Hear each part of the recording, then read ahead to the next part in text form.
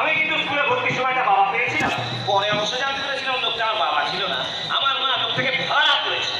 বাবা রে বাবা, ভাড়া করা বাবা। কলকাতার একটা নাম করা প্রতিটা পল্লীতে আমার জন্ম, কিন্তু আমি বড় হওয়ার পর আমার জীবনে নেমে এসেছিল একটা ভয়ঙ্কর দুর্যোগ। আমার গর্ভধারিণী মা, মানে আমার জন্মদাত্রী মা, একদিন আমাকে আমার ইচ্ছে পিঠে, আমার মনের পিঠে ধাক্কা মেরে আমাকে এই লাইনে নামিয়ে